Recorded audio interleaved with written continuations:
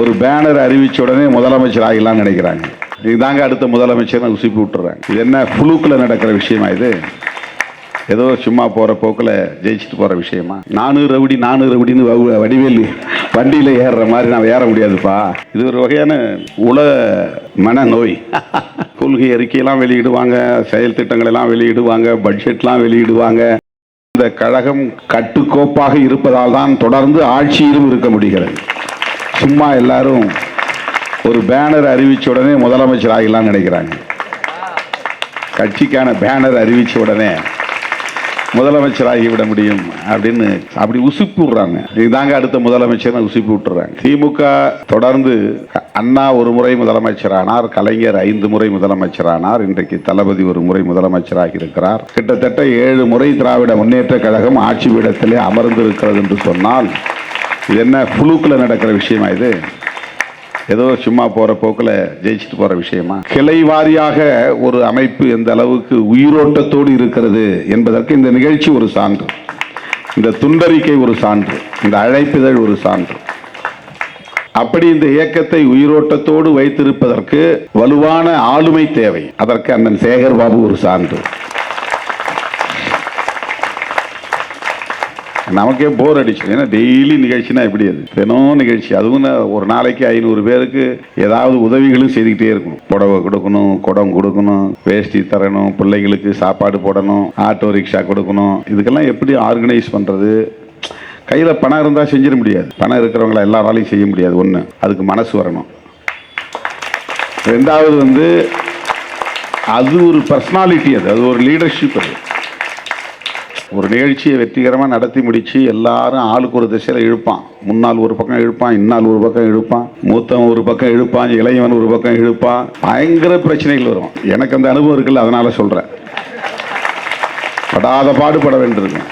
இன்னைக்கு இத்தனை வருஷத்தில் நான் போய் உட்காந்து கம்ப்யூட்டர் சென்டரில் உட்காந்துட்டு பேரெல்லாம் பார்த்து ஒன்று ஒன்றா போட்டு அடிக்கணும். அதுவே கோச்சிக்குவாங்க, எங்கள் பேரை போடல, உங்கள் பேரை போடல, ஏன் எனக்கு கூப்பிடல. மேடைக்கு மேடை இந்த மாதிரி எழுதி கொடுத்துருவாங்க. இதெல்லாம் படிக்கலைன்னா அப்புறம் எனக்கு கீழே இறங்கினோடனே சண்டை போடுவாங்க, பிரச்சனை வரும். இப்போ ஒரு கட்சியை நடத்துறதுல எவ்வளவு பிரச்சனைகள் இருக்கு. பொருளாதாரம் இருந்தால் கூட அரசியல்வாதிகள்கிட்ட எவ்வளவு கொட்டினாலும் போய்கிட்டே இருக்கும் சுரங்க மாதிரி. அவ்வளவு செலவு வரும். ஆனா எல்லாரும் மனம் விட்டு அப்படி செய்ய மாட்டாங்க. அந்த செலவை எதிர்கொள்றது, பொதுமக்களுக்கு உதவி செய்வது, ஏழை எளியவர்களை முடிஞ்ச வரையிலும் திருப்திப்படுத்த முயற்சிப்பது, காலேஜ் நேரத்தில் admission, school admission, hospital admission, என்னென்ன கோரிக்கை. அரசியல்வாதியை பார்த்தாலே அப்படியே ஆப்ளிகேட்டரி மாப் சூழ்ந்துவாங்க.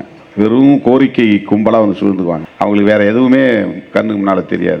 இந்த சந்தர்ப்பத்தை விடக்கூடாது. அமைச்சரை பார்த்துட்டோம், உடனே பேப்பரை ரீட்டு, உடனே ஒரு பேப்பரை எடுத்து எழுதி எனக்கு அதை செய் இதை செய், பேப்பரை கொண்டு வந்து கொடுத்துருவாங்க. ரெடியா இருப்பாங்க. அரசியல்வாதி இப்போ எங்க நின்னாலும் ஒரு 100 அப்ளிகேஷன் வந்துடும், 200 அப்ளிகேஷன் வந்துடும். எல்லா தலைவர்களும் அதை வாங்கி முழுசா பிரிச்சு படிச்சு அதுக்கு ரெஸ்பான்ஸ் பண்ணுறது கிடையாது. வாங்கி பிஏ கையில் கொடுத்துட்டா அவன் எங்கேயே தூக்கி போட்டு போயிடுவான். ஆனால் அதெல்லாம் வாங்கி படித்து அதுக்கு தொடர்புடைய ரெக்கமெண்ட் பண்ணது யாருக்கு? இது திருமாவளவன் கொடுத்துருக்கிறாரா, அவர் கூப்பிடுவா, ஃபோனில் போடு, இது முடியும், இது முடியாது, இது முடியாதுண்ணே, அப்புறம் பார்க்கலாண்ணே, அதுக்கு ரெஸ்பான்ஸ் பண்ணுறது. இது அவரை பாராட்டுறதுக்காக நான் சொல்லலை. இது ஒரு வகையான லீடர்ஷிப், இது ஒரு ஆளுமை என்று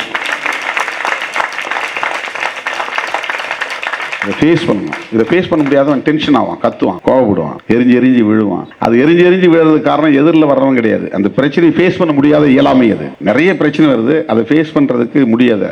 அது அவனுடைய இயலாமை கோபமா மாறும். அப்படிலாம் கோவப்படாமல் வரக்கூடிய அனைவரையும் அரவணைப்பது, முடிந்த உதவிகளை செய்வது, உதவி நலத்திட்டங்கள், அதுக்கு நலத்திட்டங்களை ஏற்பாடு செய்து ஆங்காங்கே எவ்வளவு திட்டங்கள் செஞ்சிருக்கிறான். அதை மட்டுமே கின்னஸ் ரெக்கார்டில் வரும். அதை போகணும்னா கின்னஸ் ரெக்கார்ட்லேயே போடலாம். PK Shekhar Babu Guinness record அப்படின்னு போடலாம். இதில் என்ன பெரிய வியப்புன்னா, திமுகவில் சேகர் பாபு ஒருத்தர் தான் இருக்கிறாருன்னு பார்த்தா நூற்றுக்கணக்கான சேகர் பாபுகள் இருக்கிறாங்க. அதுதான் பெரிய ஆச்சரியம். இவரை விட்டுட்டு இன்னொரு மாடு பார்த்தா அவர் வேற மாதிரி ஸ்டைலில் வேலை செய்கிறாரு. அதுவும் நமக்கு பார்க்கறதுக்கு மலைப்பா இருக்கு. நான் ஒரு கட்சியை நடத்துகிறேன், நான் இந்த அளவு வியந்து பேசுகிறேன் அப்படின்னு சொன்னால் அந்த கட்சியை நடத்தும் போது என்னென்ன நெருக்கடிகளை சந்திக்கிறேங்கிறத புரிஞ்சுக்கணும். நீங்கள் எவ்வளவு நெருக்கடிகளை எதிர்கொள்ள வேண்டியிருக்கிறது. அதனால தான் என்னால் இதெல்லாம் உணர முடியுது. இல்லைனா இது போகிற போக்கில் ஏதோ செய்கிறாரு, அவர் அமைச்சர், அவர் கையை நீட்டினா அவர் செய்வார், இவர் அப்படிலாம் கிடையாது.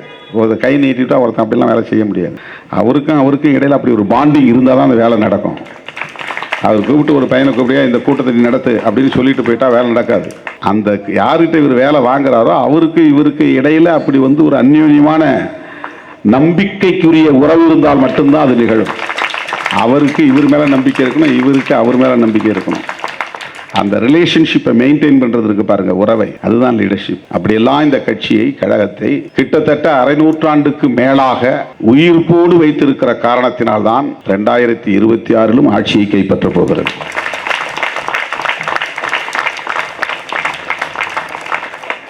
ஏன் நீங்க சொல்ல மாட்டேங்கிறீங்க அப்படின்னு என்ன கேட்பாங்க நிறைய பேர். ஏன் உங்களுக்கு இந்த ஆசை வரல அப்படின்னு. நானூறு ரவுடின்னு வடிவேல் வண்டியில ஏறுற மாதிரி நான் ஏற முடியாதுப்பா. என் உயரம் எனக்கு தெரியும். என்னை வண்டியில் ஏற்றுன்னு வடிவேல் ஏறுற மாதிரி போய் நம்ம ஏற முடியாது. அப்படி சில பேர் ஏறிக்கிட்டு இருக்கிறாங்க. அங்கே நானும் முதலமைச்சர், நான் தான் அடுத்த முதலமைச்சர், அதுதான் நான் வந்தால் இதெல்லாம் செய்ய போகிறேன்னு முன்கூட்டி இது ஒரு வகையான மேனியா, இது ஒரு வகையான உல மனநோய். அதை கொஞ்சம் மாற்றி சொல்லலான்னு பார்த்தா அண்ணன் கரெக்டாக சொல்கிறாரு. அதாவது ப்ராக்டிக்கலாக முடியாத ஒரு விஷயத்த இவங்களே முடியும்னு கற்பனை பண்ணிக்கிட்டு அதுக்கு கொள்கை அறிக்கையெல்லாம் வெளியிடுவாங்க, செயல் திட்டங்களெல்லாம் வெளியிடுவாங்க, பட்ஜெட்லாம் வெளியிடுவாங்க, அதை பண்ண போகிறோம் இதை பண்ண போகிறோம், அவங்களே அதில் சந்தோஷப்பட்டுவாங்க. இப்போ திமுக இவ்வளவு கட்டுக்கோப்பாக இருந்து எத்தனை தோல்விகளை சந்தித்திருக்கிறது. திராவிட முன்னேற்ற கழகம் எத்தனை நெருக்கடிகளை சந்தித்து நிமிர்ந்து நிற்கிறது என்று பார்க்கிற போது கலைஞர் எப்பேற்பட்ட ஆளுமையாக இருந்திருக்கிறார். இதை நான் பல மேடைகளில் உங்கள்கிட்ட சொல்லியிருக்கிறேன். வேற யாருக்கும் இவ்வளவு பெரிய நெருக்கடி வந்தது கிடையாது. கலைஞர் முதலமைச்சரான உடன் மிகப்பெரிய ஒரு பிளவை சந்திக்கிறார் எம்ஜிஆர் மூலமாக. எம்ஜிஆர் அப்ப ரொம்ப செல்வாக்கு மிகுந்த திரை கதாநாயகர். அவர் கட்சி விட்டு வெளியே போகும்போது கலைஞர் கதாநாயகர் கிடையாது, கதாநாயகர்களை உருவாக்கிய நாயகர். பல கதாநாயகர்களுக்கு வசனம் எழுதி கொடுத்து புகழை ஈட்டி தந்தவர். ஆனால் அதை எதிர்கொண்டு கட்சியை தூக்கி நிறுத்தினார். 12 ஆண்டுகள் போராட்டத்திற்கு பிறகு அண்ணன் வைகோ கட்சி விட்டு போனார். மிகப்பெரிய ஒரு பிளவு, செங்குத்தான பிளவுன்னு சொல்லுவாங்க, வெர்டிக்கல் ஸ்பிளிட் அப்படிம்பாங்க. மேலோட்டமா கொஞ்சம் பேர் போனாங்கன்னு இல்லை, மேல இருந்து கீழே வரை எல்லா செக்ஷன்லயும் ஆள் பிரிஞ்சு போனான். மாவட்டம், ஒன்றியம், நகரம், கிளை, மாநிலம், அப்படியே திமுகவில் என்ன செட்டப் இருக்கு அதே மாதிரி ஒரு செட்டப் அப்படியே பிரிஞ்சு வெளியே போச்சு. சண்டமாருத பேச்சாளர் வைகோ. அன்னைக்கு அவர் காலகட்டத்தில் அவர் மாதிரி பேசுறதுக்கு ஆளே கிடையாது. கலைஞர் பேச்சு வேற மாதிரி, இளைஞர்களை கவருகிற சண்டமாருத பேச்சாளர். அந்த நிலையிலும் கூட கட்சியை சிதறவிடாமல் கட்டி காப்பாற்றிய ஆளுமை கலைஞரின் ஆளுமை.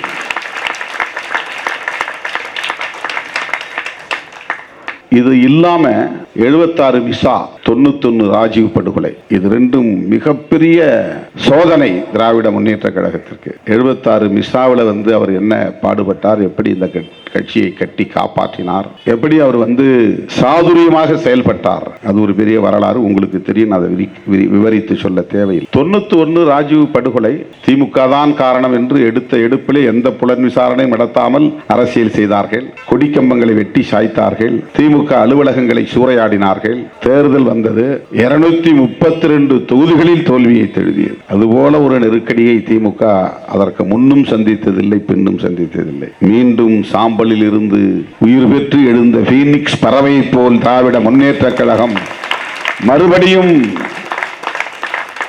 மீண்டெழுந்தது. ஒரு அரசியல் இயக்கத்தை வழிநடத்துவது என்றால் சாதாரணமான ஒன்றல்ல.